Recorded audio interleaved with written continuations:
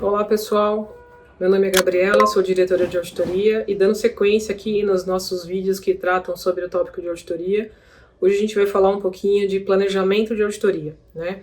Nós temos uma diretriz que é determinada com base na NBCTA 300, né, que trata sobre essas questões do planejamento de auditoria, mas na prática, né, eu acho que é mais fácil a gente entender na prática como o planejamento de auditoria funciona e por que ele é tão importante para esse processo, né? No planejamento de auditoria, a gente engloba muitos assuntos relevantes relacionados ao histórico do cliente, né? O histórico e o negócio do cliente que vai ser auditado, né? Então, nesse aspecto, a gente vai entender desde quando a empresa está operando, qual que é o mercado que a empresa opera, o segmento que ela está, né, o segmento que ela está atuando, o histórico aí desse segmento. Então, a gente precisa entender o negócio do cliente. E por meio disso a gente consegue até identificar ali alguns riscos que são inerentes do negócio e que a gente precisa considerar no processo de auditoria. Então é muito importante que a gente entenda, né, esse ambiente do negócio onde o cliente está inserido, tá? Um outro aspecto muito importante que nós também temos que abordar dentro do nosso planejamento para o processo de auditoria é o ambiente de controles internos do cliente que vai ser auditado, né?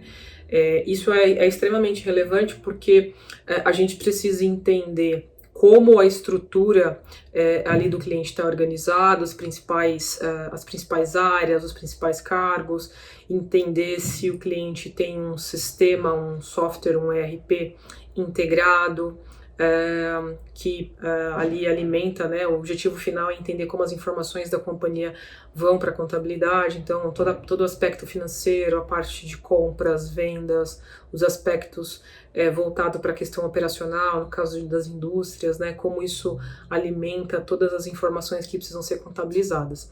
E entender como é que estão organizadas as políticas e normas, né, para que você garanta um ambiente de controle seguro. Então isso é muito importante. A gente precisa ali entender como está organizado, até para que a gente possa determinar os procedimentos de auditoria que vão ser executados, enfim, né? Então, tendo ali uma noção de como está esse histórico do cliente, do mercado que ele atua e uma noção do controle interno, né, de como o controle interno está organizado, a gente tem uma diretriz aí bem razoável para seguir com o processo de auditoria. E a gente não poderia deixar de falar da forma como os processos de auditoria eles vêm sendo conduzidos, né? A tecnologia trouxe muita transformação e muitas mudanças e para a auditoria não é diferente, né? Então, quando a gente está fazendo ali um processo de avaliação de como o trabalho vai ser conduzido, é muito comum hoje os auditores considerarem a utilização de alguma ferramenta tecnológica para apoiar no processo de auditoria, né? É claro que cada uma das firmas aí vai ter a sua estrutura, vai ter, enfim, né, a sua metodologia para aplicar essa questão de profissionais de TI dentro do processo de auditoria, mas isso vem sendo cada vez mais usual e cada vez mais necessário, né? A gente consegue aí ter uma abrangência, ter uma segurança e ter uma eficiência, né? A depender da técnica de tecnologia que a gente aplica no processo de auditoria. Depois, é inevitável que a gente precisa examinar as demonstrações contábeis desse cliente, né? Claro que a gente já faz isso dentro do processo de aceitação, até necessário para que a gente possa medir ali a questão de honorários, mas entender a estrutura de contabilidade com mais detalhe, né? Olhar quais são os principais saldos contábeis, quais são as premissas, as políticas contábeis do cliente, como isso é determinado, as contas ali que envolvem mais riscos, que são as contas contábeis que são determinadas por meio de estimativas, né? Então essas contas elas sempre são relevantes ali para que a gente possa avaliar. E com base nesses assuntos importantes, com base nessas principais classes de transações que a gente chama, o auditor determina uma resposta, né, para a avaliação daquele risco. Então, os procedimentos que a gente vai executar para mitigar e para ter uma segurança razoável de que os saldos relacionados àquele grupo de contas ou àquela conta está sendo tratada da maneira mais adequada, né, e a gente não tem nenhum risco de distorção relevante. Então, isso é muito importante.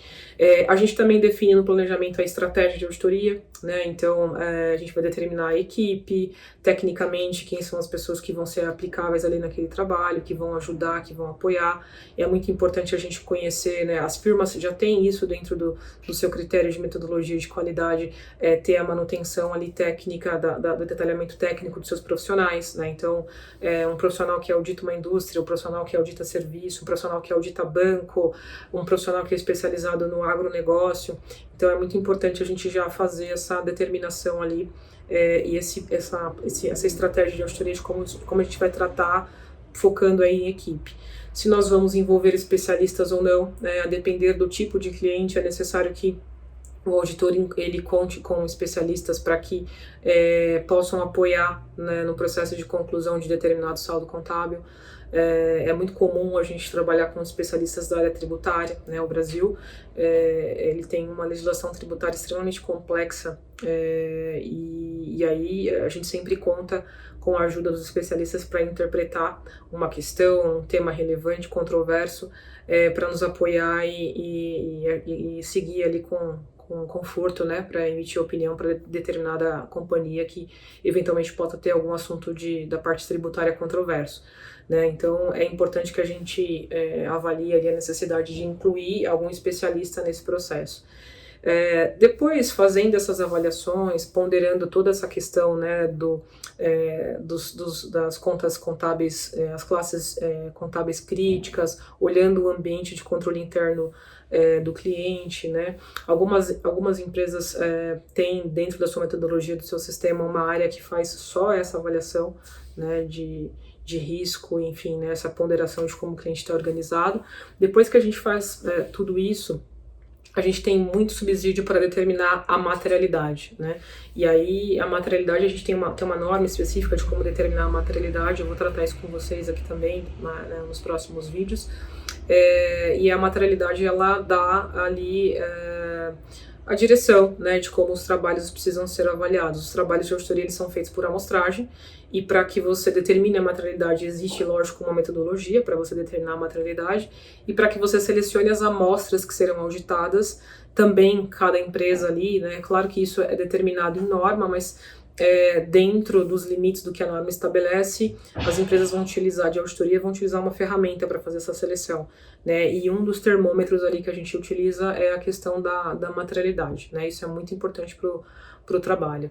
E aí, por último, né, a gente tem esse processo mesmo já do trabalho que vai ser executado em campo, né? Como esse trabalho precisa ser organizado, né? A gente sempre estabelece um prazo, né? Os clientes que são regulamentados, enfim, que tem capital aberto, a gente já tem uma diretriz aí dos prazos de publicações das demonstrações, né? Isso já é de amplo conhecimento, e eventualmente algum cliente que não seja de capital aberto, enfim, que não tenha que publicar, também tenha algum prazo de reporte das informações para sua matriz, enfim. Então é muito importante que a gente conheça quando esse trabalho precisa ser concluído, e a partir daí a gente faz o planejamento, o melhor planejamento para atender o cliente, né?